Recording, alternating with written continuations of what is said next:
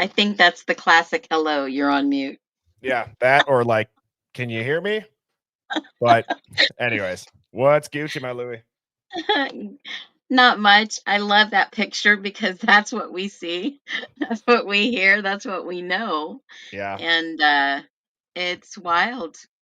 And I don't really think, honestly, in my humble opinion, if that matters, I don't really think that this was a case of corruption. I think, in my humble opinion, this was a case of protection. Well, I don't know if you popped into the pre-recorded live yesterday. It was kind of funny when I was watching the chat. And thank you for everybody that pointed out that I pre-recorded that. I was kind of getting a kick out of some people that maybe weren't tuned in for the previous day stream, and they're like, why isn't he answering my question? And like Amanda and a couple other people are like, this is pre-recorded. Amanda from West Virginia, thank you for that. I appreciate it. And Phoenix, what I was saying to your point, I mentioned it yesterday. Let's be honest. Cops take an oath to protect Yes. the community, but they're human. They have emotions. They have fear. You Yeah. can't abide by that oath if you're dead. I wonder. Now, yes, I mean, that really ticked me off the other day when I started going through these reports, seeing some interviews done. These people that are in these places take the oath to support, to defend the Constitution, both foreign and domestic. That means foreigners away from our land and those in our land. And I could see why this case was national security, but this whole background of why they've kept it so secret for so long, I can totally understand. But they did this in the media to protect the integrity of their case. And this was wrong. They played, I don't think they knew it was going to blow up this bad on social media, honestly. Sometimes it makes me speechless because I'm looking at this. Can somebody help me understand why this had to be hidden? Why the secrecy? There's, like I said, the theme, like they're investigating nothing. Like there's leads. I don't see one thing that should not have been public. That, if anything, maybe the people that are complaining about the social media, I've had to delete my social media and it's all these internet conspiracies. You should have just put this out. You should have just Hmm. put it out right away because we're looking at this now. But you want to know what it would have done? It would have eliminated Brian Koberger. Probably. I believe that. Actually, let me take that a step further. It would have most likely eliminated Brian Koberger. And I would guarantee you the biggest thing it would have eliminated is the narrative around him. And I bet that a private attorney or somebody would have stepped up, and we've said, why isn't anybody volunteering? Why isn't there experts that are coming forth willing to help? I bet they would have if this was out. I believe that the railroad that Brian Koberger was tied to, with the giant steam engine of corruption coming right at him full speed, would have slowed down pretty Now, quickly. I agree. And I had one or two thoughts. Either he's in on it or they railroad an innocent person. So, Phoenix, I have the slides pulled up. I have those supplemental docs that you listed in your email to me. I have those. I have 3 of the 4 pulled up. The 4th one is pretty long. Like that number 96 is long. So I couldn't fit it all on one 90. page. That's Or 90, that's what I meant. Bethany. Yeah, that's Bethany's statement when I they think went it's and 90. interviewed her in Reno. Yeah, I have 90. So I have all those pulled up, 22, 56, 72, and 90. I have those queued up and ready to go. But before we do, so I read the YouTube comments and I look for some questions to make sure that I address them on the next stream. I think that there's a little bit of confusion around what we mean by Ann Taylor and Brian Koberger being in on it. And I think that it deserves a little bit of time to clarify. And if there's anybody in the Hive right now that can sum it up in 2 sentences in a comment better than what I'm doing, please feel free to type away and I'll put it up on screen. But the way that I'm looking at it all goes back to they needed to make an arrest so that the public felt safe. because that first interview, or the first press conference rather, you heard a couple reporters right off the jump say, "So you're positive this is a targeted attack. You're saying we're safe, but you have no suspects." You know what I mean? So, what I mean by saying Brian Koberger, and I'm sure Phoenix, if you want to clarify what you mean, but I'm going to try to speak for both of us here, is that it is not a stretch to think that Brian is not somehow involved with helping the law enforcement out as far as playing a public facing role. The guy's a criminology major at a school that had funding from the NIJ after applying for an internship to work for the police department. He checks every box socially for somebody who could be the face of it. It's a bad gig either way you look at it for Brian, but it is, if this is a huge if, I need to say this so clearly. If that is what it is commendable on his part to do that and sacrifice pretty much his entire identity to probably then be jumped or killed in jail to go into WITSEC. That's the only way that I see Brian Koberger's life playing out any differently, if that is correct in my assumption that maybe Brian was working with the cops playing a role. I think you said it very well. I think you did. And keep in mind, he was working within a department, and that professor works with the government. Yes.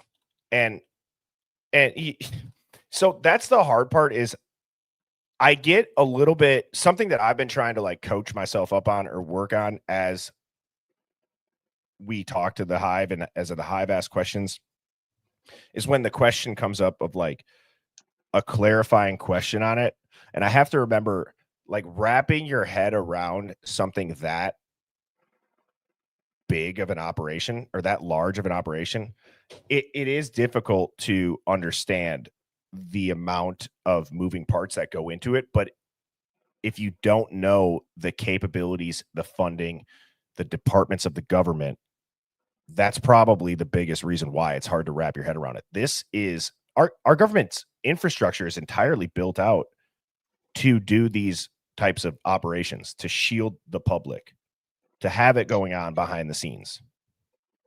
Absolutely. And I think you all should pat yourself on the back, Bertie, myself, other people that have known and have been following this and knew exactly what this is.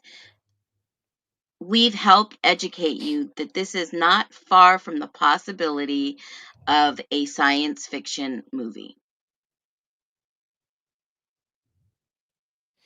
Get Loud says, makes me so mad. I'm a crim justice grad who is out late at night watching the sky, and I love studying the minds of all people, but specifically criminal, but spec criminals. Been single since left my ex 2016. Am I an incel? Shit, that sounds exactly like Brian Koberger. But I'm serious. Like that's the heart. You know what? Get Loud. On a real note, I think that I'm so glad that I just saw that comment because criminology is a major that is extremely common to study in America, probably throughout the world. So that was another thing that he got railroaded on, and that they came at him for being a good student. You might have gotten A's in school, but you're going to get D's in jail. Like, really? And it's like, that's such a common study. Those surveys, I've gone down the rabbit hole. This is another thing. I think we might be the only stream that talks about those Reddit survey questions. They're approved by the IRB. That means that people on the research board at the university knew he was doing it because if you clicked the link on the survey, it went to the school's survey link. And those questions, they're straight out of a DARPA handbook, almost word for word. I've done a stream, I've done a TikTok on that, showing that, diving into it. So where I'm going Now, with that, Get Loud, just to finish that point, I can't stand how they have made it seem like this is such a one-off of Brian studying the minds of criminals. No, there's tens of thousands, hundreds of thousands of people that are doing this and that have gotten a major in it. They paid good money to learn how to do it by getting a degree. and in one of the warrants that did come back to the police department, those surveys were fake accounts. It's It insane. came from Florida, and it says it in the warrant that came back. I have the So document was that number written leak down. real then about it coming out of Florida in that Facebook group and that psychotic lady? Possible because Papa Roger was not Brian Koberger. He was not on Tinder. He definitely had no connection to these individuals. None. And we're gonna watch an interview on that. And I just want to say thank you to Tina Skull Scar. Keep at it, Hive. Much respect from the UK. Cheerio. And I added that part in. Obviously, they didn't say that. And Marissa, I agree. I think that this is Brian Koberger's quote unquote job that he applied for. Who knows? Maybe the internship has been just called an internship and he was recommended to go out there and play that role. Maybe they were looking, who knows? God only knows. They needed someone to make sure the community was safe. Exactly. And Crystal Flower, the veil has been lifted. Truth always wins. Amen to that. Now, let's go ahead and let's get into a couple Hive Mind finds. I am stoked for tomorrow. I'm so excited. And I'm only going to say this quick just to clarify. When you apply for the Hive Mind Roundtable, just because both times I have to explain it. So if you hear this and you end up applying, it's the last Sunday of every month. The format is it should feel exactly like a normal stream where I have Phoenix and Sammy or Devil's Advocates or whoever up here. And it's like imagine sitting around a table playing cards with your buddies. Like that's how I want it to be. I want to set you all up for success, give you a chance to make your points and have it be a free flowing conversation without so much rigid structure, in my opinion. That's the way to do it. So we're going to continue to do it that way. It's extremely easy. If you ever apply for the roundtable, you don't have to be on camera unless you want to be. And it's very easy. It's just like joining a Teams or a Zoom meeting. I send you a link, you click it, and that's it. So we have that Sunday evening. So that is tomorrow at 7 Central. Scott Payne and Ali Benevento coming up on Monday and Tuesday. Hive. Thank you in the Discord for putting the questions for Scott and Ali. I'm so excited. I'm so excited. What a That we are so lucky to have both of these people coming on. what a perfect time to have Scott Payne on. Oh my God, I know. Oh my God. That And is exciting. and so Scott works through an agent, right? So with his book deal, I sent him some info about the Hive. Okay. And I was trying to hype up the Hive and saying, like, this isn't just a live stream. Like the chat is a part of the stream in real time. And the agent responded saying, thank you for sending me this because I did screenshots and I was, obviously it's a big time guest. So I wanted to make sure we come off legit here. And he was like, that's such a nice touch. He's like, I'm excited. I think that, this is different than anything we've done. And I'm so, having questions be able to be pinned to the screen. I know the Hive's going to come ready and I'm sure that Scott's going to have a blast. Same with Allie. Now, real quick, the question of the day from Discord comes from Rayanne. My question for you is how can we change the corruption and injustice when we see it in cases we are looking into? And the first thing that popped into my mind when I read that was it's the ancient question of how do you stop a corrupt system that's been in motion for centuries? And happy birthday, UFO dog. Thanks for Whoop, whoop. celebrating it here with the Hive. Love that. Happy birthday. Happy Here's to the best birthday. year yet. Happy birthday. Yes. You get the top dog. So, so I'll sum this question up rather quickly. When one person sees it and calls it out, very rarely does it do something. But when you have a ton of people calling out corruption, corruption dies in the light, right? The truth has to come to light. And so I believe what we're doing is the approach. We look at it. If you guys know, as you guys know, I always have my screen shared. And I'm not complaining about the work that it takes to prep them each day because I know it enhances it. It's a better viewing experience. But the other reason that I do all this live is so that if you actually sit and you watch the streams, what are you going to say about stuff that we find? Like, you're watching the entire process of us uncovering it. You know what I mean, Phoenix? Hmm. It's not just Yeah, like my anonymous source told me, right? Like, you're watching how we come to this conclusion. yeah. Truth and evidence. Yes. So let's get into the Hive Mind finds. We got some good ones today. Uh, this Yeah. is this is about a 15-minute video. We're gonna watch this whole thing because this is just it's I don't even know what to say to it. They Actually, lie through their listen to this. freaking teeth.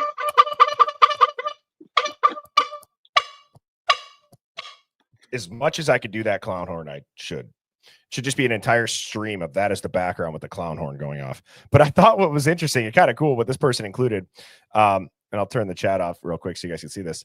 It says, they said also in the comment, people are hating on the Hive.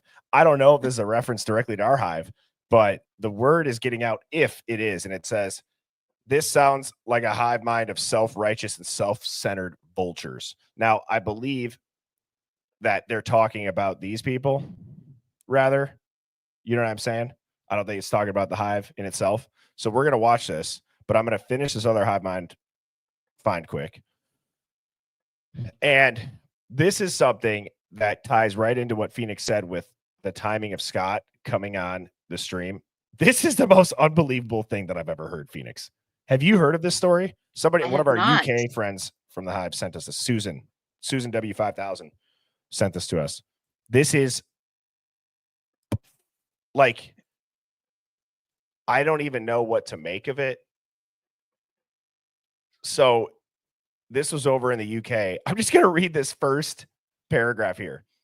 The Metropolitan Police has agreed to pay 425,000 euros to a woman who did not know the father of her child was an undercover policeman.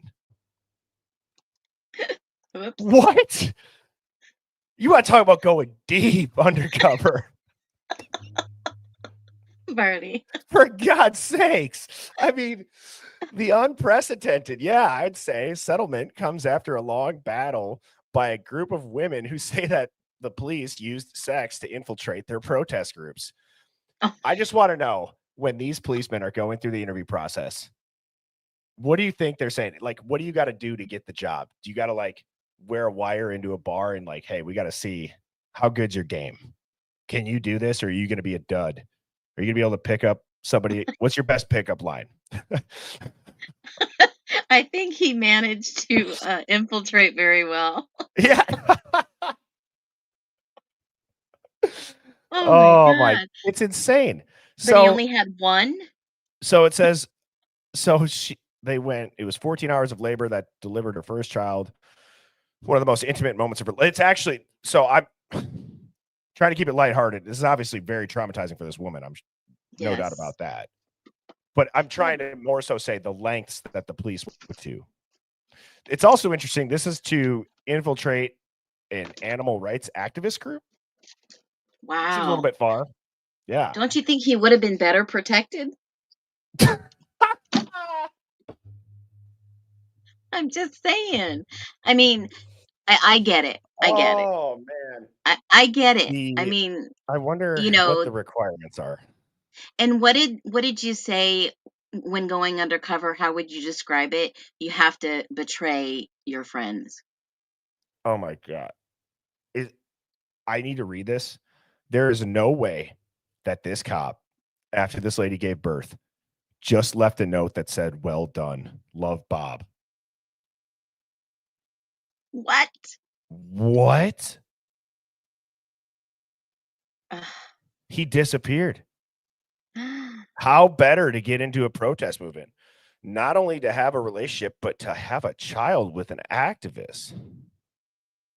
Oh my goodness. This Did is they take crazy. did he complete the job?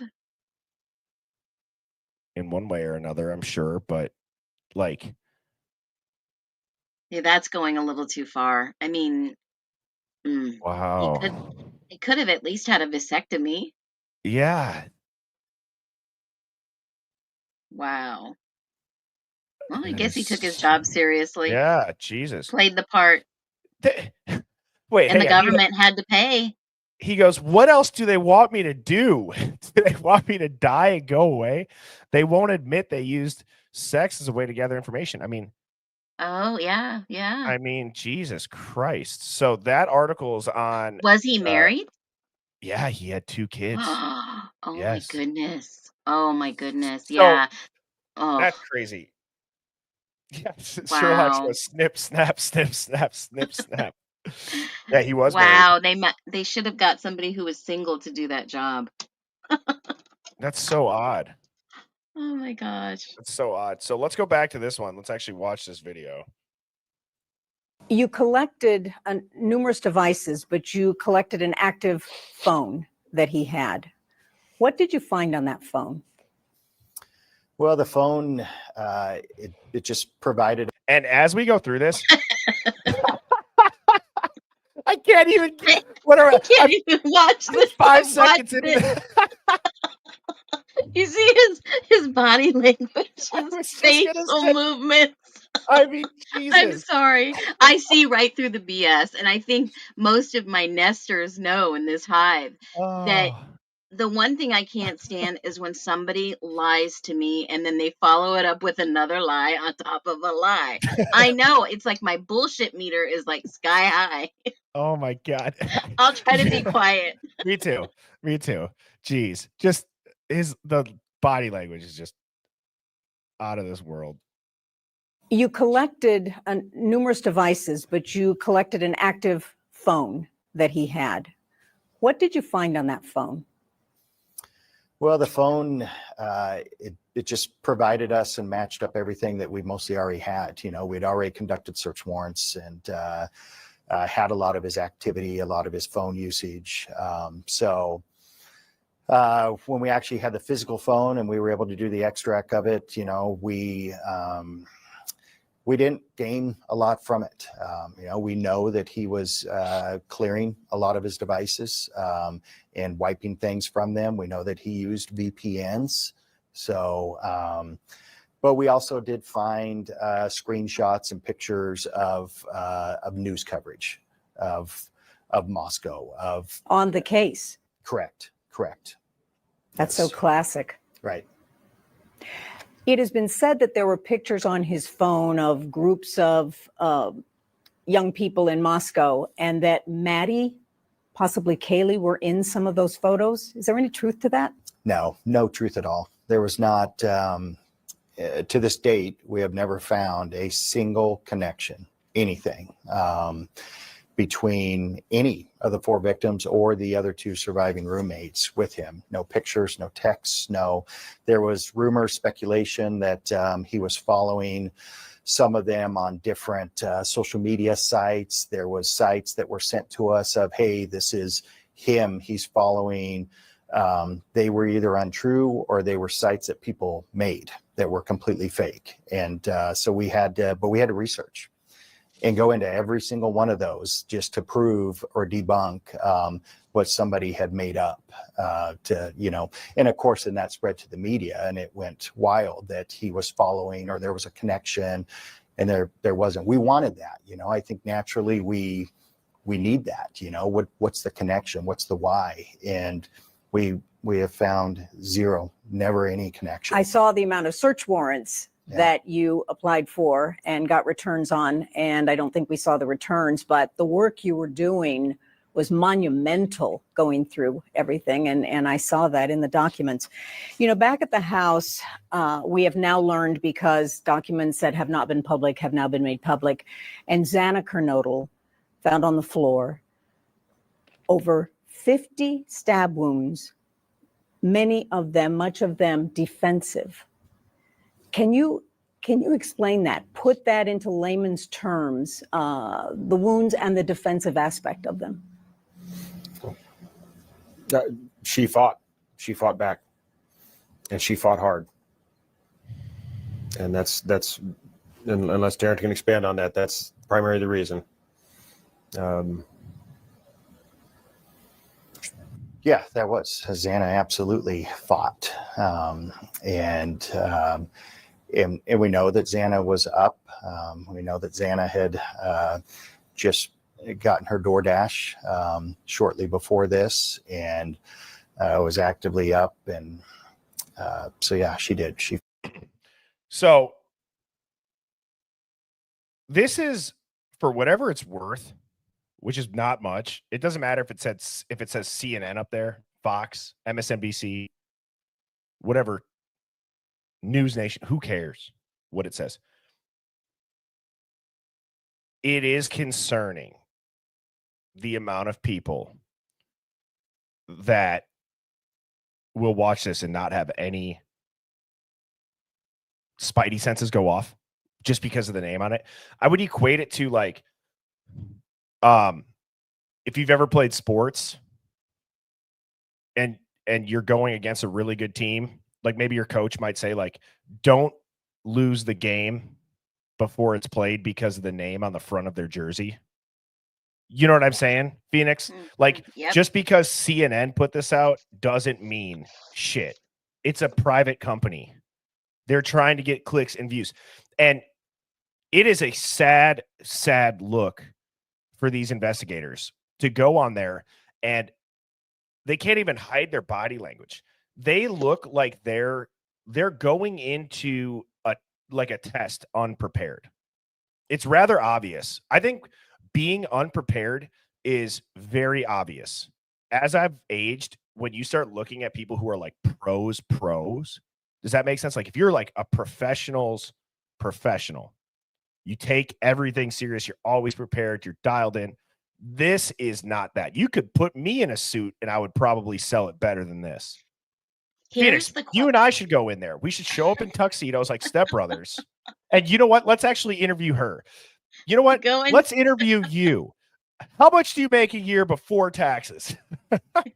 How much of this is scripted and they tell you what to say instead of investigative? Exactly. You know, this suit right here, he has built a career on getting criminals and telling the truth. When you invite them in to sit down for an interview and sell this lie, these guys can't lie well. You could see it. Your spidey senses should be like, what did he just say? There's no proof that Koberger did this. There's no stalking. There's no sites. All the sites that were made were fake. They had to research all the fake crap and call it out, but they call it out in the reports. They don't call it out on the news. And there was zero connection to the victims. He said this, but when he starts talking about Xana, you can see the whole mood changes, and he is telling you 100% truth. Yes.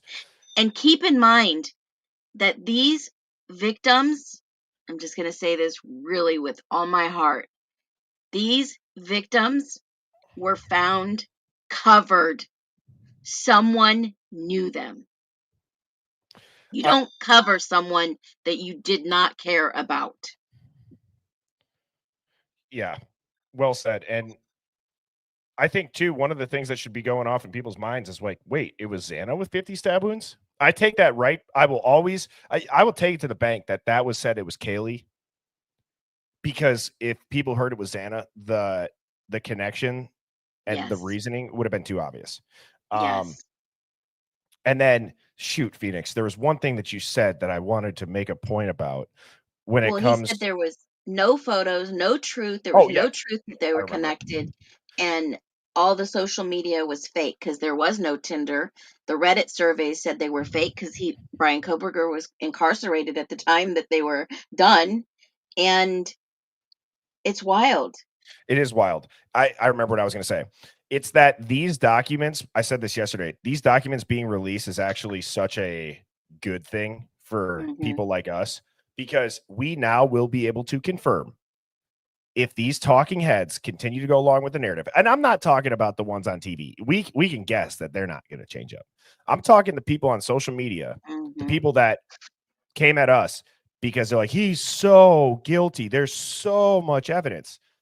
We're going to be able to tell very quickly who just regurgitates the headlines. They want to call us, you guys are just trying to get views. You guys are grifting. Yeah, blah, blah, blah. You're monetizing a tragedy. Well, funny how the turntables, as one might say, because now we can tell you're not reading shit. You never did. You just regurgitated that headline. Yeah, and I really, honestly, like I said from the beginning, I don't care about clicks, likes, views. I don't even give a shit about being paid. This is about truth, about our trust, and about our Constitution for me. And I truly believe that this country, every country, would be a much, much better place if the people who are the public serving citizens on government and in positions of power did not have as big of an incentive to get rich, because afterwards they can write a book or they could do a documentary, and they solely did it on the want to make this a better place to live and leave it better than they found it for the next generation. And we've lost sight of that. We have genuinely lost sight of that, and it's sad. And I don't know how else to say it. I'm not saying that you should work for free, but I believe that there has to be something that it'll smoke out all of these people that are wanting these positions for the power and the money that comes. I've said anybody that wants to be president should not be allowed to be president. We need to like force somebody to go be president. We need that type of person, the person who's like, they could do a good job, but they don't want to. That's like the person you need in there. I agree, but in my humble opinion and my thought process is the president is just a figurehead. He really doesn't run Right. this country. The Well, powers that be are in the positions and in his ear telling him what to do. exactly. You know what, Brandon, let's do that. Let's make this a lottery. Everyone, it's a draft to be a leader at this point. Could you imagine? It's like Hunger Games. Like oh God. All right, let's get back to this. Fought. So as she fought back, he kept stabbing. The fight just continued. How do you know? Kaylee, What a ninja. in the documents that just became public, there was a preliminary autopsy report that said she was stabbed over 20 times. Mr. Gonsalves said, and we haven't seen the final autopsy, but he has said she was stabbed, Kaylee, over 30 times. Do you know the amount of times she was stabbed? We do. We know the exact amount of times that every one of them was stabbed, and it's not something that we would speak about for the privacy of the families. And but I can tell you, we've met with families, and his information that he has is very accurate. Well, we know because of the public documents, her face was unrecognizable. And then the concept of, okay, a second weapon. Where do you stand? Do you guys find that a weird point? Like I've been trying to think through as I read these documents and as I look back through these interviews and as I see the talking points that are consistently hit on. Unrecognizable seems to be it seems to be a very odd narrative point. Somebody emailed me, and if you're in here or if you're watching this on the replay crew, I apologize that I can't remember, but they said because they actually pointed that out. What would the point of that be? Is it because they want people to think that there's no way that she's around? Is it that she's unrecognizable is that like a messaging narrative point? What do you think about that?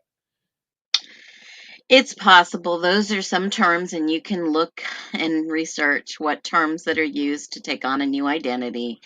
And in past cases, I've seen them say things and use these words to make you think that perhaps this person is not on the face of this earth. Now, remember, Kaylee's hair was dyed blonde. It's very easy for a woman to go get a bottle of hair dye or go to the salon and completely change your looks. Plastic surgery is one option. I mean, I had to have my nose fixed for medical reasons, but they did a nose job for me too. So it's not unheard of that people have plastic surgery. I mean, and look at all the people going to Mexico for it. Women, go get plastic surgery all the time. They don't like this, they change it. They don't like that.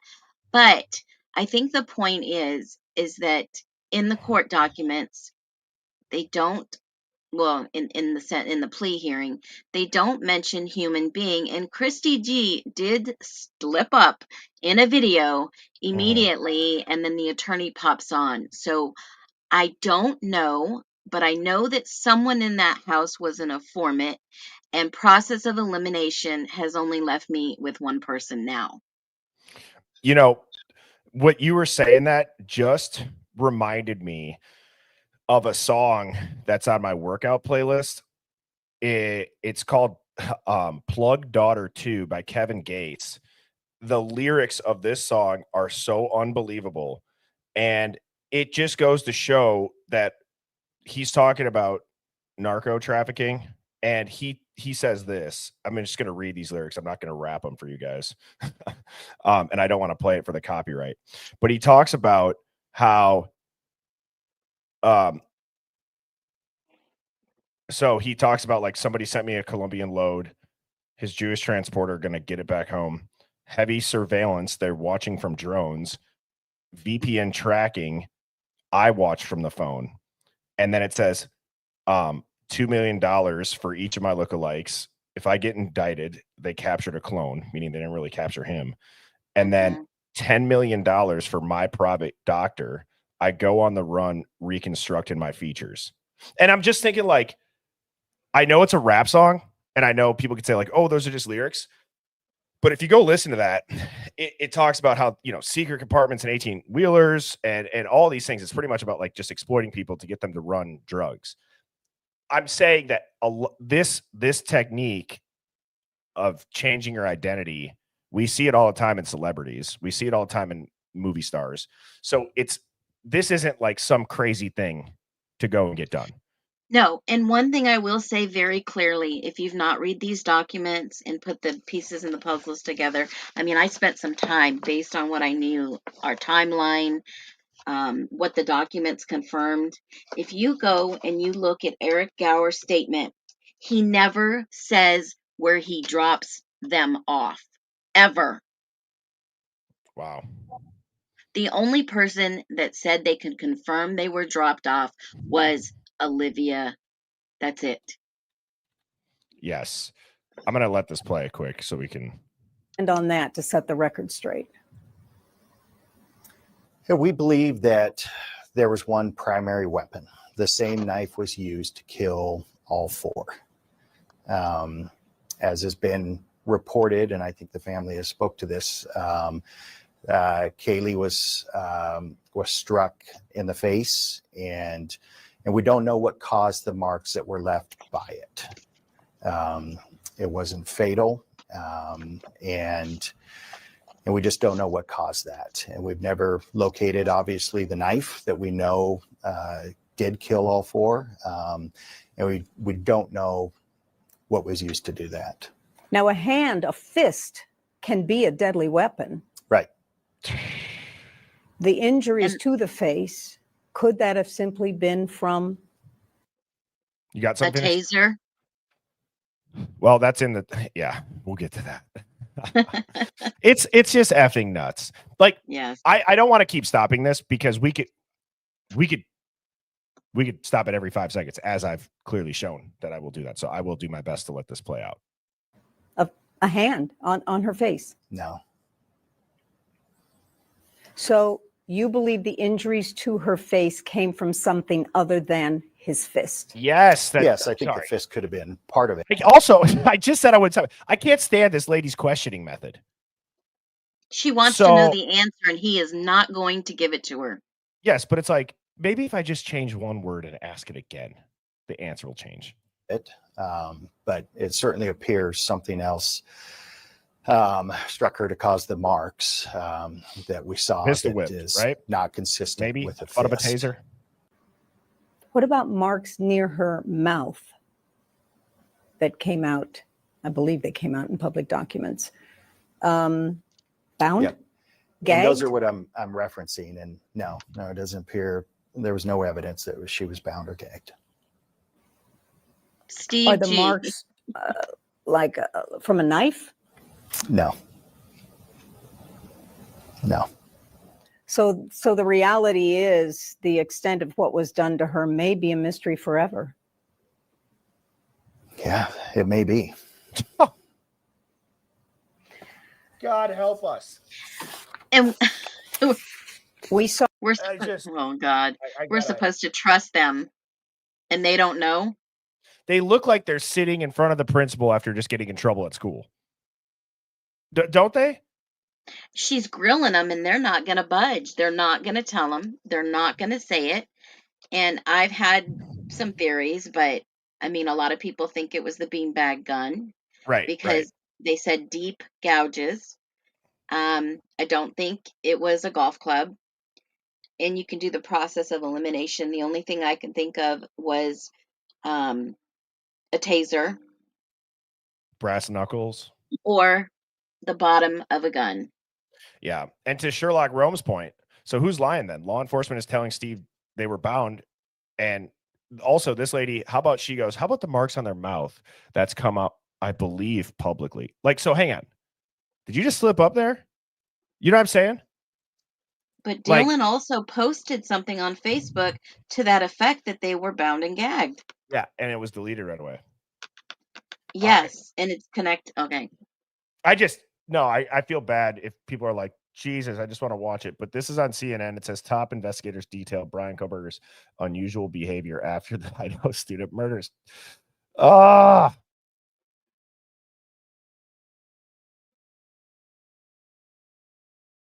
Steve G slipped up in an interview recently and said KG will get 10 years instead of 20. What? Is that the parallel investigation, Marley? Marley's been spot on too, by the way. Uh-huh.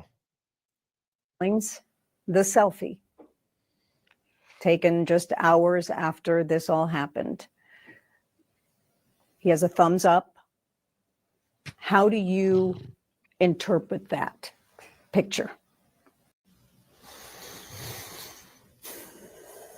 That's hard to answer without putting my own opinion into it. Well, what else would it be? This individual, there's a lot of strange things about him and his demeanor and his way his brain works. So to say what I think that would be pure speculation. What about law enforcement theory? Because his thumb is up, right? His thumb is up. So that denotes. Look at how far they're stretching. We have many, many other pictures of him, selfies, where he has a very similar pose. So it's not unusual. One unique that was only that way. That's probably the one that's circulated the most now. And I think you can make lots of speculation because of the timing, but the reality was there's other pictures where he has that similar pose. Excellent. So he just completely eliminated that being the trophy picture. Correct. To put it in perspective. Thank you for that. Do you believe that he committed other murders before November 13th, 2022? We don't. We don't have any evidence.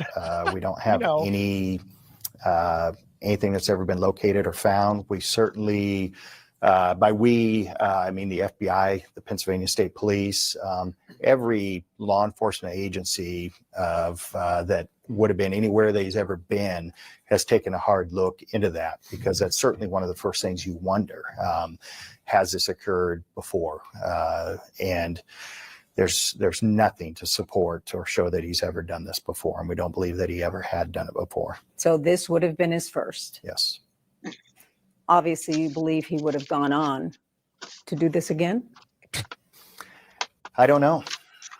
Look at his smirk. It's a great question. I don't know. I was talking with a district attorney in California that said to me, Gene, he's a serial killer. And I guess by definition, because serial killer is 3 or more in that area. So do you consider him a serial killer, even though it's one episode? That's called murder. No, I don't. It's not a term we've used at all, but I would tell you we've just not looked at that or thought about that. We were obviously consumed by the investigation and the murders here. So I would certainly leave that to the experts. And I just call him what he is. It's a murderer. Quadruple murder. And he will now die in prison for doing that. So you've studied this for foreshadowing, maybe 2.5. I'm saying, yeah, not because of the life sentence where he gets maybe old because age. Steve G's message. Yeah, 2.5 years. You were just on the eve before trial. It's complicated. What is your working theory as law enforcement investigators on why he did what he did? It's the That's the biggest question. And it's the same question we've had, and we've had it all along. But the reality is often we don't get the answers to the why. And I think even in some instances, and I think this certainly could be one of those, the why from him may make no sense at all to us and not even be explainable or understandable. So we don't have a motive. We don't have. Great point, Pamela. Seasoned reporter with the most softball questions of all time. Like I said, I could never be a reporter because I would lose my mind and end up just being like, okay, well, I'm not going to ask a different question. And you see her over there? That's Phoenix. And you don't want to deal with her. She's not letting you leave this room until you answer this question. Interrogation. This isn't question and answer. This is interrogation, baby. Yes. Anything that has said, here's why, or here's the reason. We just don't have that. Well, he used a knife, multiple stabbings. In law enforcement, what does it denote when you have a deadly weapon that is a knife? I would say, I mean, typically, if you look back historically, a lot of crimes that are committed with knives are a little more personal. But again, that's also speculation. As Lieutenant Gilbertson said, we all would like to understand and make some sort of sense of why in this situation. But that's just something that I don't think we're ever going to know. What are your thoughts about when he was in graduate school in Pennsylvania? He had a project and he developed a questionnaire sending to convicted murderers around the country what their state of mind was before they committed the murder, during the time they were committing the murder, and after they committed the murder. What does that tell you about his state of mind in doing a project like that? Yeah, I think he's very consumed with it. And I would tell you, we looked into all of that. We obviously have everything that he studied, every project, every course that he's been in during all of his higher education, to include at WSU. And at the same time, though, anybody else that's in those fields, they're doing the similar things. Yeah, That is so true. it is. I told you he was the project. Yeah, like I said, I believe that Brian Koberger was Palantir's suspect. Yeah. You know what I mean? And Like, yeah, if because he Palantir searched. was, sorry, go Yeah. ahead.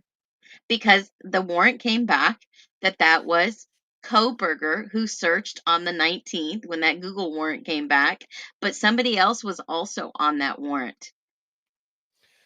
Well, and what I'm saying when I say Brian Koberger is Palantir's suspect, I'm saying if Palantir is involved in that study, which I don't Yes. understand how Palantir, we researched their stock, which, by the way, let's see what's at today.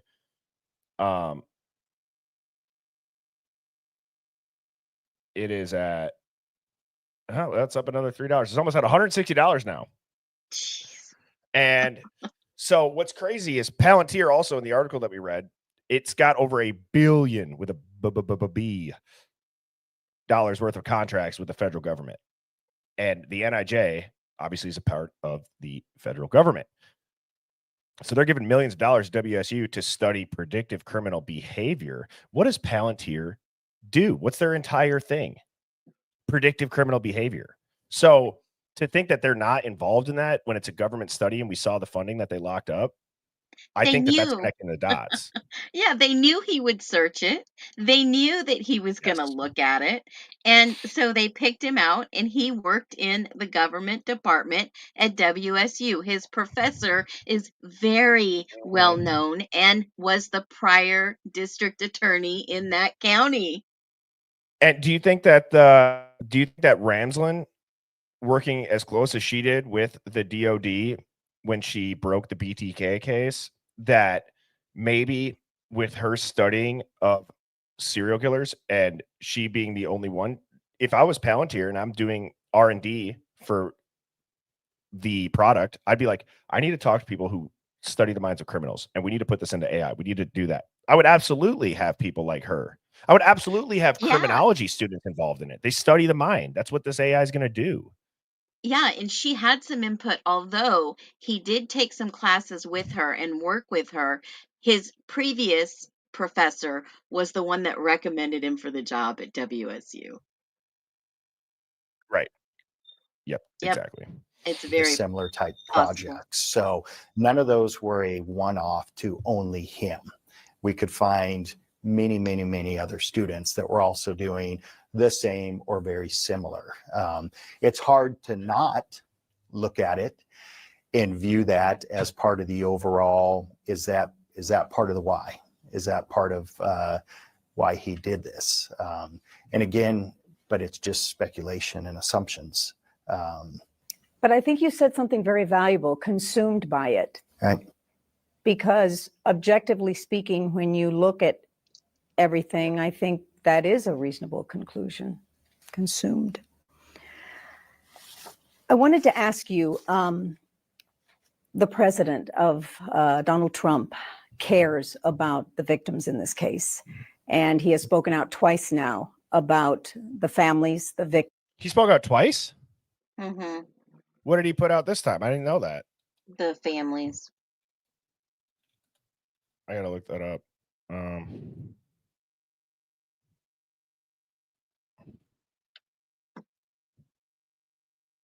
Wait, can what did he call that a say? network. What did he say? He spoke about the first one was True Social, and I think he did sit down and do some type of. Oh, did he do an interview? That's right. Okay. I I thought think he it was sat another down. Yeah, post. Sorry. no, not another post. Okay, got it. I was confused. Has he contacted anyone in Idaho at all that you know of about this case and his concern? No, not that I'm aware of. No, not that I'm aware of. And yeah, somebody said that he had commented something the other day, and I thought they were joking, but apparently he did. But no, nothing that we know personally. Right. Do you know at all if the Department of Justice has reached out for any of your files? Because Yeah. Oh, I thought they were joking. Really? he did travel from Washington to Idaho to commit the murders. He ordered the knife on Amazon through interstate commerce. He did allegedly stalk the home. That was a working theory, right, for months Right. before. There are federal crimes in that area. Has there been any communication? It's only been a few days, but. Not for the Department of Justice, other than through the FBI, who's been a fantastic partner with us the entire time. They literally opened anything that we needed. And it was a phenomenal resource, and we could not thank them enough for all of their efforts. I saw that, and I'm sure the partnership was so tremendously valuable. When they started the investigative genetic genealogy, which really is at the forefront of stopping crimes from continuing to happen, they were fast on that. They got you that name. What was that like when you did get that name?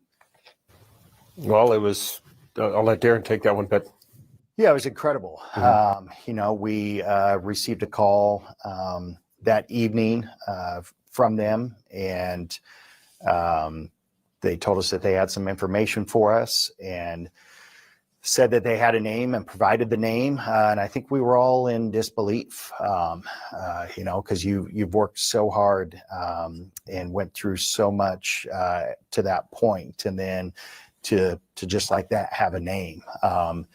So yeah, it felt surreal, and disbelief and all those emotions, but that's only very quick and momentarily, because then we have a name. So then we start a whole new bit of work, and we start diving into this name and who he is. And so there was just never much time to really think about anything, because we were just consistently moving on. So Genetic genealogy as that investigative tool, that tip, do you find it indispensable in today's day and age? absolutely. Yeah, both You know, the Idaho State Police, we have a contract with Othram Laboratories in Texas, and the work that they do, it's incredible. You know, they're solving crimes that are 40, 50 years old, that we would never have any closure or be able to solve those. And so that and the FBI is doing the same, and it's unbelievable. It's a phenomenal tool. Yeah. Are the students here in Moscow, are they safe now? Yes. Yes, our community is safe. Do you have any concern of copycat artists or anything that could, as the judge say, want their 15 minutes of fame? We at the Moscow Police Department, and so did Lieutenant Gilbertson when he joined the Idaho State Police, we swore an oath to protect our communities from any and all threats. And so, you know, although this case will always be a part of our history, and quite frankly, one that I'm proud of the work that we did, it doesn't change the fact that we continue to do the same job that we signed up to do. And that is day in, day out, 24 hours a day, 365 days a year. We have officers out there doing the work, keeping the community safe. Phoenix, I'm going to take a leak quick. I'll be right back. I'll get this first document up for you to go through. This is document 22. 22. Or 20, sorry. Which one? Yeah, didn't you send me 22? You sent me 22, 56, 72, and 90. That's what you told me. I'm sorry. I think I did a typo. I think it should be 20. Hold on. Let me look at my notes. 23. Oh. But that's okay. I'll do, you want to do this one, or do you want me to go to 56? I think we should start at 56. Okay. 23 it was. Okay. Oh, my bad. So I don't know if you guys were watching me on my channel. I was on a live, and I've been going over the documents, but not only have I been going over the documents, I have been piecing them together like a puzzle. And documents 23, 56, 72, and 90 are so important in this case, because it not will only show you who the players were that may have allegedly committed these crimes, but it shows you why they've covered this up and had a narrative that Brian Koberger was the lone assassin in less than 7 minutes with possible 2 weapons and ninja hand-like skills. I would look at him and think this guy would never own weapons, period. So, Hive, are you with me? Was anyone on that live? Was anybody on that live when we pieced the second answer in regards to 72? I scrubbed yesterday, but I fell asleep. Yeah, absolutely. So when you look at these documents, you have to figure out, okay, who are they talking about and why are they talking about it? So 23 is not going to make sense. That's why I put it in another sequence. 23 won't make sense. But 50, what document do you have up there? 56.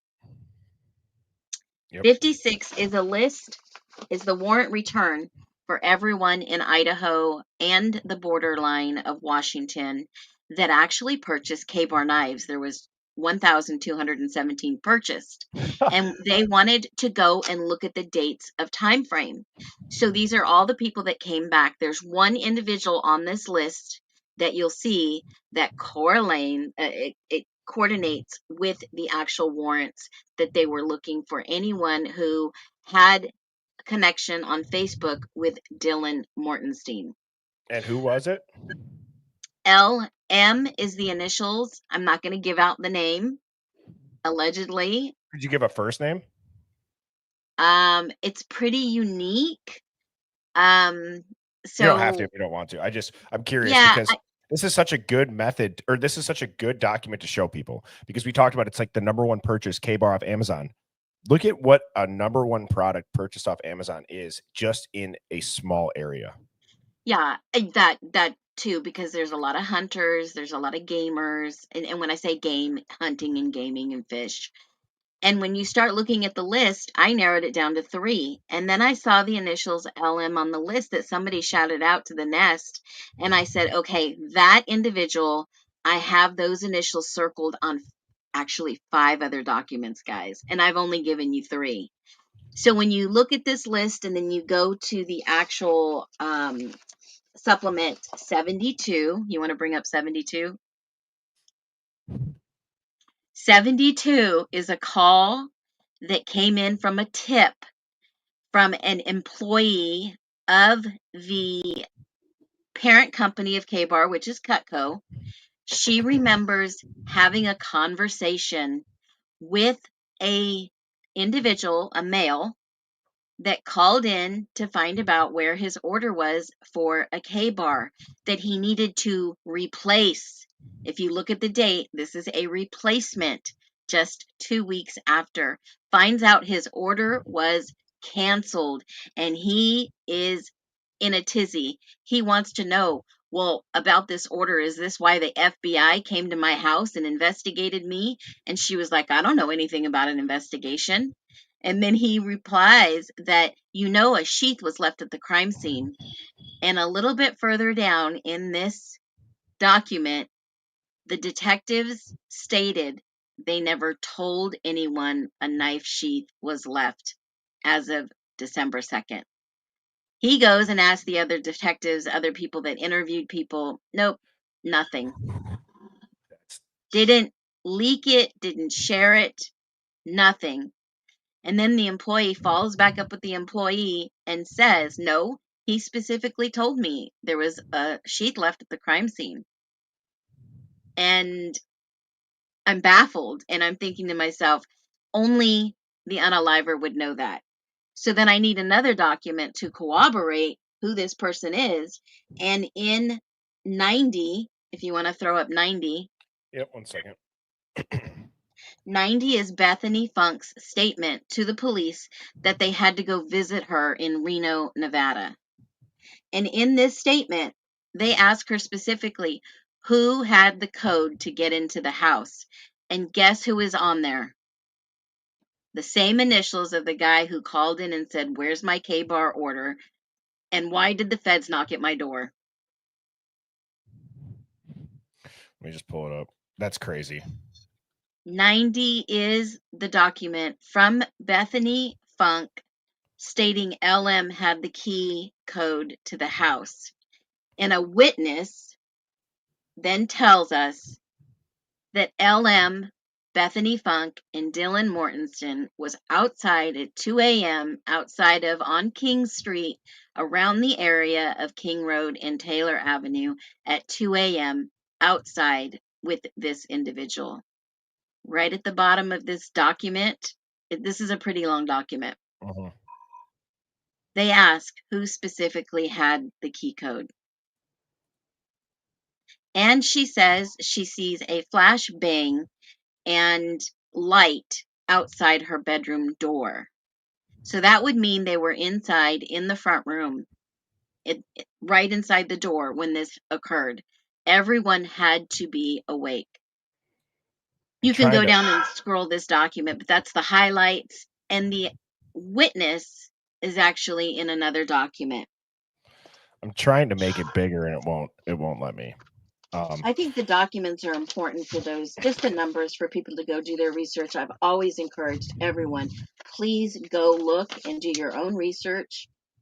And, all the way down to where they got another knife, because everybody says, oh my God, they got the knife. ISP bought a knife, a sharpener, and vegan supplements, just like Koberger did, sent them to the Moscow Police Department. They pulled that knife out of evidence. They went up to Spokane and asked the doctor, could this, of the autopsies, could this be the actual weapon that did this? She said, yeah, but they put it in another case, not this case, but the evidence was pulled from that purchase by the ISP. That's crazy. And I'm reading the second last paragraph on this page that's on the screen. And it says H arrived. So Hunter arrived at the house, came through the front door, went up the stairs first. And when she, wait, H? So it says when she. So how weird is that? Or is that a B? No, that's an H. That's a B. No, it's not. Where are you at? Where are you at? Where it says it's the second, it's the, wait, am I on the last page? Yes. So see the, I can't put my mouse on it. So go up. So see the bottom one where it says none on there? Yeah. Go up to where it starts with H arrived at the house. It's the middle paragraph, the short middle paragraph. I see it. I see it. Okay, it says H arrived at the house and came through the front door. H went up the stairs first, and when she and Dylan went up the stairs. When Beth, this is the third party, the investigator writing it. H is saying, she's saying Hunter went up the stairs. That's what the script is. This is being written by the investigator. But why would H be a she? No. H went up the stairs. She, mean Bethany and Dylan. Oh, it's okay. Yeah. I see. I get what you're saying by the way that it's written. Okay. Yeah. Because I thought it would, okay. Forget that, Hive. Sorry. But it is interesting that when you read this, I'm trying to picture what it would sound like being communicated to the police officer. Do you know what I mean, Phoenix? So here, H arrived at the house and came through the front door. H went up the stairs first, and when she and Dylan went up the stairs, H turned around and told Dylan and Bethany to get out of the house and to call for help. That doesn't line up with 911. No, and Dylan and Bethany never went upstairs because they had already known. They had to have, allegedly, because these bodies were placed in their beds and covered. And you know what? Maybe this is a good time to show this again. And Brian did never buy a K-bar. He actually was given a K-bar by one of his professors.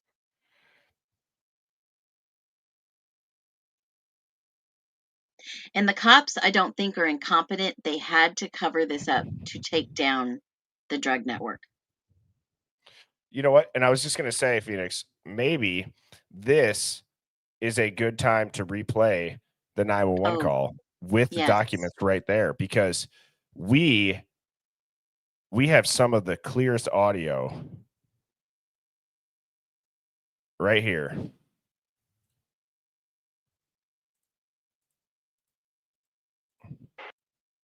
No. Tell me exactly what's going on. Oh shoot, I still have it slowed down from the last time on TikTok. My bad. Here we go. 11:55 a.m. 42 seconds, November 13, 2022. I don't know location of your emergency.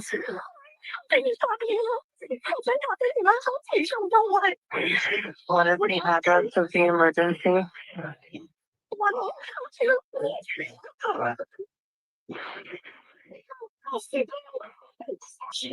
And the reason why I'm playing this, everybody, is because they go inside in this 911 call. You hear Ethan, Xana, and they're like, come on, we got to go inside. We got to check. So the whole point that I'm saying that is because when they say that Hunter went up and told them, get out, right? They didn't want to go in. They made Hunter go in. Right. But what I'm saying is that they say, oh, we got to go check. And then, but what I'm saying is that you hear other voices already in there going, Ethan, Xana, and then you hear, they were shot. And even in the beginning here, you hear what sounds like to be somebody say, Steve, no, shit. And tell me this isn't Steve G's voice. I don't know if I've ever played this on YouTube, Phoenix. We went deep on this on TikTok. Do you remember this? Yeah, we went really deep. Yes. So I'm going to go ahead and play this. If you got headphones, I would suggest putting those in for this. So here we go. I want you guys to listen to somebody say in the background, Steve, no. And then you hear what sounds like the only Steve that we know, their exact voice say, shit. Okay. Listen to this. On location of your emergency.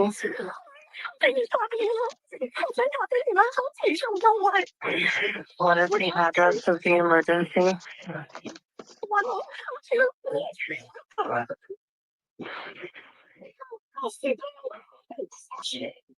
What is that? What is that? Shit.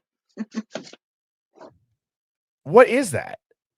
It's like so many things where, like the gun rack on Linda Lane, you look at the documents, they knew that they had a shadowy figure.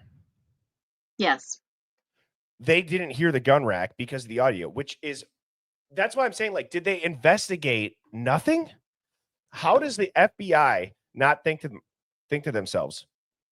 They had to put a cover for the bigger investigation. They did not want to compromise. And I just saw somebody say it's SG Junior.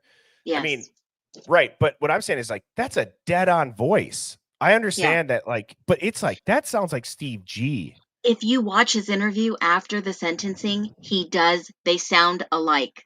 Okay, should we watch that? You could. They do sound very alike. Does somebody send me the title so I don't waste everybody's time searching? What was it on? So just type it in the chat. If somebody could please put that URL or the title of the video, that would be wonderful.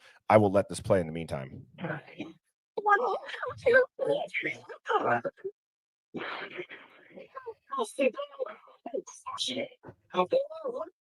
the rest of the address? Okay. And is that a house or an apartment? It's a house. Can you repeat the address to make sure that I have it right? I'll talk to you guys. She was the white store next to them.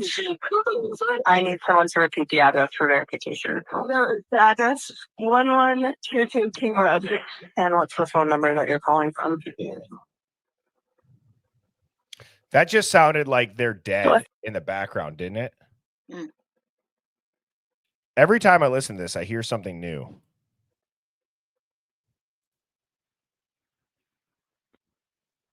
So 3731.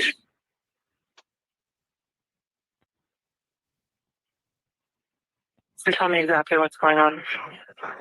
One of the roommates has passed out, and she was drunk last night. It's not waking up. Okay. Oh, and they saw some man in their house. Oh, and by the way, I've equated that to, like, somebody reminded them to say that. Oh, and by the way, somebody was in our house. House, that's right. Yeah, it's just. Hi, and are you with the patient? Okay, I need someone to keep the phone, stop touching it around. Can I just tell you what happened pretty much? What is going on currently? Is someone tapped out right now? I don't really know, but pretty much beforehand. Okay, so I need to know what's going on right now if someone is tapped out. Can you find that out? Yeah, I'll come on, you gotta go check. What we have here.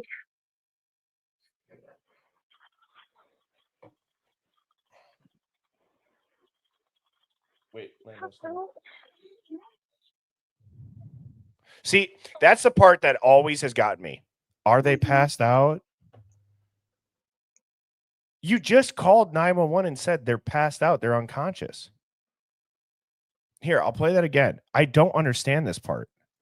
This is this part right here should discredit the entirety of the call, the PCA, even that police report that we just read.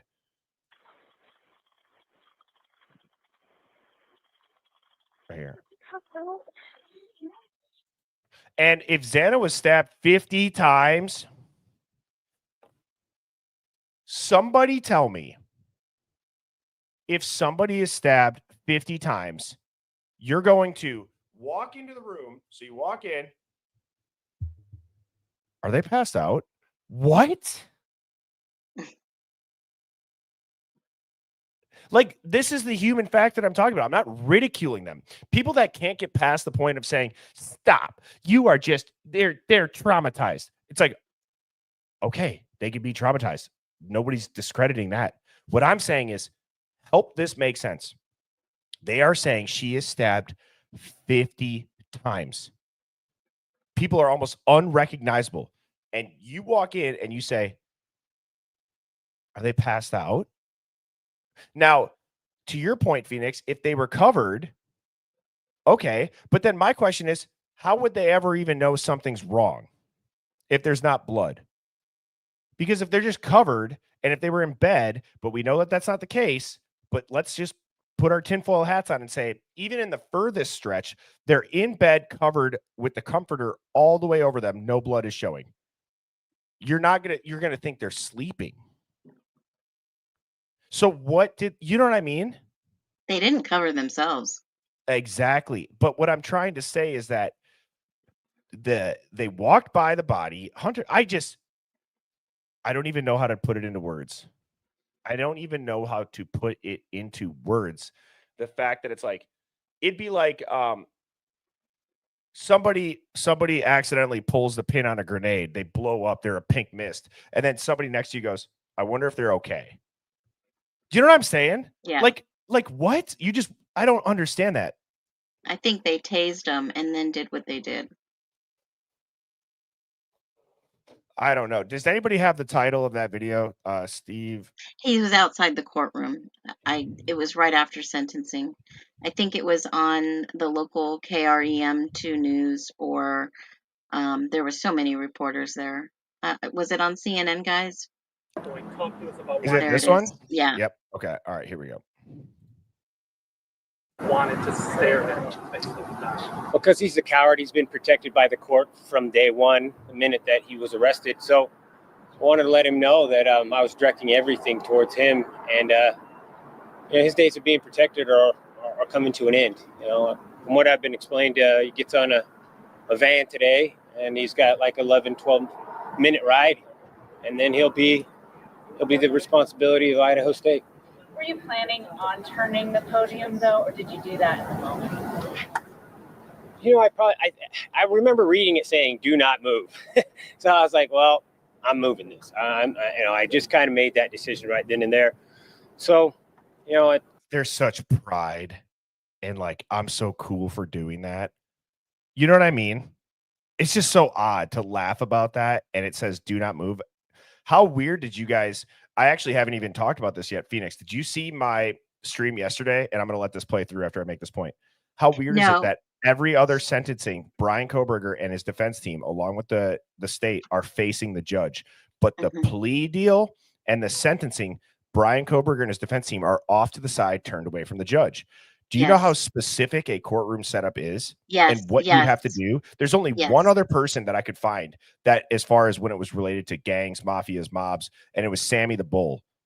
Yeah. And it's a subtle signal. This is what a journalist said. I found an article and I took the quote. It said, it's a subtle signal that he was off to the side because people noticed it. And they said, he's on our team now. It is called courtroom etiquette. And there is a decorum that must be followed in this. I told you the first time in the sentencing, in the plea deal, it didn't make sense why they were facing away from the seal of Idaho and the emblem and the United States flag. Yes. And if you don't think that courtroom choreography matters, you don't know maritime law. Correct. Everything matters to the way the buildings are constructed. The size of offices, everything. They have I went on to the the courthouse guidelines for building and the design guidelines. It's 412 pages. Well, I think if you watch my stream on the plea deal, that's the first thing I noticed. Everything is wrong in that court. This is wrong, wrong, wrong. We face the flag in support and defend the Constitution of the United States. If you are not facing that seal, something is wrong. Yes, it absolutely matters. I want to make it as difficult as possible. I knew my daughter was going to do a speech, and I'd heard it, and I was like, he's going to hate this. He's going to hate this next set of people that are going to come forward and really rip into him and really expose him for what kind of a piece of trash he was. And we've been waiting a long time to say some of those things that needed to be said. Stephen Jr., you chose not to speak. Speak now, is there any concern? I've written up a statement. I don't know. Yeah, maybe this is where you do. Okay. Well, allow me a second. Does that seem planned? Wait till you hear what he says about how bad the district attorney is, and what I called out the other day, an article that was written about him and all his plea deals. Budget court appropriate. Yeah, it definitely wasn't. Yeah, my name's Steven Gonzalez. I'm Kaylee's older brother. She was my little sister, my friend, the middle child in the heart of our family. There are no words that can fully describe her spirit, but if you knew her, you knew joy, you knew light, you knew someone who made everything better just by being in the room. My statement was largely grounded in one goal, and that was to do everything for anyone who listens to this and has to go through something similar, to not have to endure what we had. My family's fought tirelessly, not just for answers, but for accountability. We've stood in front of cameras, behind closed doors, and across from people who didn't want us to speak, but we did, and we won't stop now. Across nearly every murder case prosecuted by Bill Thompson, including the killing of University of Idaho football player Eric McMillan, there is a clear and troubling pattern. Families are left feeling unheard, justice is negotiated down through plea deals, and the public is left with unanswered questions. In the McMillan case, charges were reduced from first-degree to second-degree murder, prompting confusion and outrage from the victim's family and community. The same pattern is emerged in the Silas Parks and John Lee cases, both of which prosecuted by Bill Thompson, where capital-eligible crimes were resolved through plea agreements, sidestepping trials and diminishing public accountability. The most egregious of these crimes was the brutal killing of Whitney Parks, a young pregnant woman whose life was taken by her husband, Silas Parks, during a violent domestic assault. Whitney was only 22 years old. Whitney was beaten and strangled in her own home, an act of cruelty that not only ended her life, but also the life of her unborn child. And yet, despite the devastating nature of this crime, Bill Thompson reduced the charges from murder to voluntary manslaughter, ultimately securing a sentence that allowed Parks the possibility of parole after just 5 years. There was no trial, no full accounting of what Whitney endured, no acknowledgement in the legal outcomes of the child she was carrying. For Whitney's family, for anyone who believes that justice system should speak forcefully for victims, this wasn't justice. It was a deal, and it was like so many others under Thompson's watch. It prioritized expedience over accountability. Now, almost predictably, we find ourselves reliving that pattern in the current case. Despite the magnitude and brutality of the crime, the prosecution chose to accept a plea deal behind closed doors, without trial, without ever consulting our family in any meaningful way. In fact, we learned from the plea deal that had been finalized from an email from the prosecution team.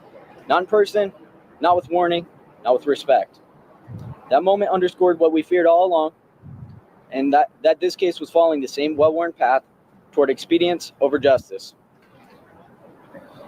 Sentencing once again fails to reflect the severity of the act, and the emotional fallout has landed again on the shoulders of the victims' families, who have been left out, unheard, and grieving not just a horrific loss, but a system that continues to bypass them. The through line is undeniable. Whether it's 2004 or 2025, this prosecutional, is that a word? Sorry. Prosecutional approach has consistently abandoned the very approach it is, or the very people it is supposed to protect. The trend you'll notice from Thompson's prosecuted crimes are the following: plea bargains avoiding capital punishment, charge reductions, sentences that misalign with the gravity of the crime, lack of trial due to plea bargains. These aren't just failures in process, they're failures that have real consequences for real people. After reviewing Bill Thompson's history, it's clear our family was never given a fair chance at justice. But this isn't just about a prosecutor's record. It's about Kaylee. It's about my sister. She's not just one of the Idaho 4. She was a daughter, a sister, a best friend, and the light in every room she walked into. When the prosecution followed the same path we've seen before, closed doors, limited input, and a plea deal handed down without our voice, it became painfully clear that Kaylee was being treated just like another case. But she wasn't. She was everything to us, and our pain has only deepened, knowing that the system didn't fight for her the way she deserved. I'll leave everyone with this. There's 1,000 things I wish I could say to Kaylee, but today I'll just say this.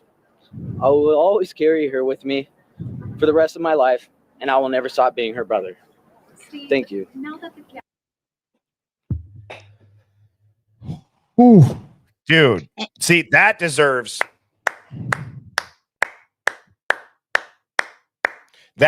claps. And to Lenny's point, but his statement was said not to be appropriate. But you can go and say in front of the entire world, you hope Brian Koberger gets raped and there's big D's waiting for him behind those prison gates.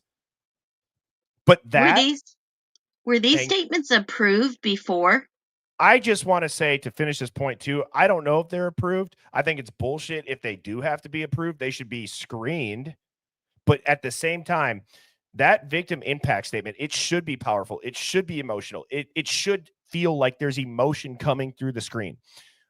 Of all of those statements, even if I was just listening to the audio and I didn't know that it was outside, that statement that was a remarkable statement. That felt like he was calling out how he was impacted and that there's a pattern. He didn't call him a coward. When did he even bring up Brian at all? He said didn't. he didn't. Like, it was to about me, yeah, man. And like, you know, we watched that other hearing too, where in Italian, the guy who was an Italian getting sentenced and the mother of the victim was Italian, and she said something in Italian, which means like something like by death. And it's like, damn, like that hits harder than calling someone a loser, average, talking like a dominatrix to the guy, right? Like, it's just weird. It's weird. That was not weird. he called out the corruption. He called out what was happening in that county for so long, the corruption. I mean, think about it. They allowed the people who got caught trafficking drugs, they allowed them to plea. They allowed them to become informants.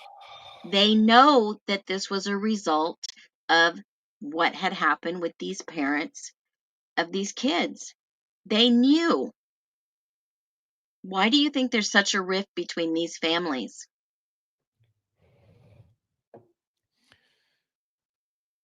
They know. They're calling him out. And like I said before, a couple days ago, it is scheduled that Thompson will retire in July. And I think Heather just hit the nail on the head. That is why they wouldn't let him speak. Correct. Could you imagine? Because look at what every other person got up there and said. This dude comes up there calmly, collected, well-spoken, lays it out, receipt after receipt. Because you know the fallout, what will happen. The DOJ will get involved and they will go and they will comb every single record of Thompson, all the people who had ever been put in prison under his watch, and those who are factually innocent will be released. This will make Idaho go under. Yes. And isn't it funny? And I don't think that the news would do anything that's quote unquote righteous. But I will say, there's a reason that the impact of this statement does not mean as much to the public because it was not said in the courtroom. That is a fact. And this statement, if this was said in the courtroom, this would have fueled the fire of what we talk about here in the Hive. But the fact it wasn't said in the courthouse, now you just see Olivia all over every thumbnail, every article, eviscerating Brian Koberger. Fucking kicked your ass. Excuse my language, but like, you know what I'm saying, Phoenix? But she was the one that sent the tip into about Dylan Mortensen. You know, I got a really good email, and I think this will be a good email to start to wrap up the stream. Now, I very rarely, I'm not going to put it on screen because the person's name on there, and this is a novel. But I want to say something. This is from a local out there. And I understand everybody has their theories. This one is pretty interesting. It talks about Emma was an escort under the Idaho Moscow escorts massage on Backpage. People have heard the OnlyFans rumors, seeking arrangement rumors, whatever. But apparently, it was that Kaylee was being too flashy about it. And I'm scrolling down. I'm briefly summarizing, like I said, because this is it. But it said the rumor in town that nobody is talking about is that BK got into the police department cloud files. I don't necessarily know what that means, but he had found something that he wasn't supposed to. Now, Brian was an informant. I want to add that the cops said they did 500 interviews of students around the area. And she types in all caps, who? Because we all never have been questioned about anything. If anything, the police don't want to hear from us. I lived directly next to King Road. Never was I questioned. Nothing. All they did was rip our cameras. They for sure didn't want anyone to view our ring footage. I believe that there is something on the flash drive and went to get from BK house, probably, right? And she's like, hold on, because this is going to get bumpy. The truth gets out. I don't know how people are going to handle it. And again, I'm trying to scroll through to get the big points.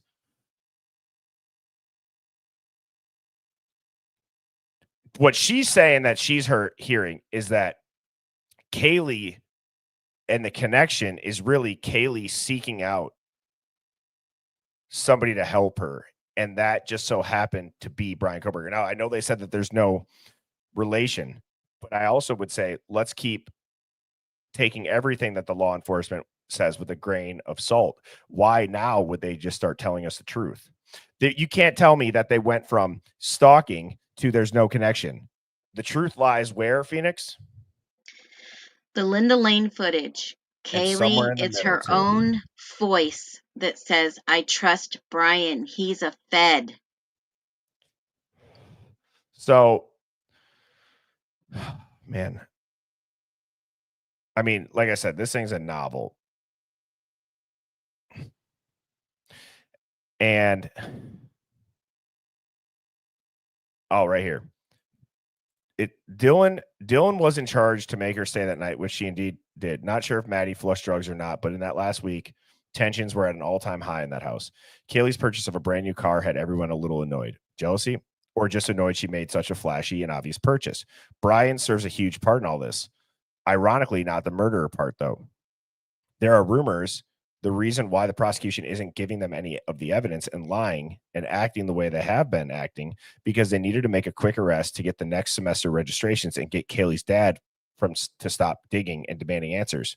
So it's rumored they are intentionally throwing this case away so BK can walk. I don't know how much I believe that, but I will say the PCA is so bad and it's so obvious they're framing him by writing things such as sheath was placed. I mean, that's crazy. Maybe it was done on purpose and BK is indeed playing a role. I want to add that the Corner Club, the owner is very good friends with Chief Fry. I'll just say something very sketchy with that place, the owner and chief of police. I wish someone would investigate these folks as they are corrupt as it gets. Another rumor here in town is that BK got into the police department cloud files. A lot of talk about that. He found something he definitely wasn't supposed to. A lot of people said Kaylee actually went to Brian since Brian was indeed under surveillance the house, or he was surveilling the house, but not to stalk. There was going to be a raid on that house the very next week, and BK was helping to bust that house. There was a lot of informants. I want to add the cops did the 500 interviews, and then she goes on to say who, because none of us got talked to. So my challenge to myself and to you, Phoenix, and to the Hive is I would challenge everybody to continue to question what the police are saying. We watched that CNN interview. I don't think it's hard to question their body language, the lack of stuff. But remember now, while we've had 2+ years to look into all this, they've had 2+ years to prepare for this moment. What are they going to say? How are they going to leave us with nothing? Just enough to feel like there's closure. Would you agree, Phoenix? They don't have to. They don't have to. They said that. We might never know. They're the government. They don't have to give us anything. So with that, Hive, thank you all for tuning in to this live stream on this Saturday morning / early afternoon. Please, please, please turn your notifications on and subscribe if you have not to the channel. Tomorrow evening, this roundtable is about to be awesome. I'm so excited for it.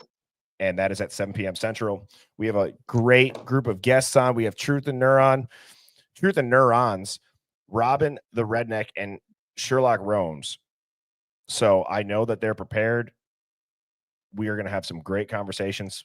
The link for the Discord is in the YouTube bio. Click more, scroll down, join the 24/7 off-stream headquarters for the Hive.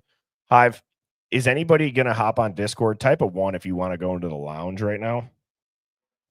I have a little bit of time.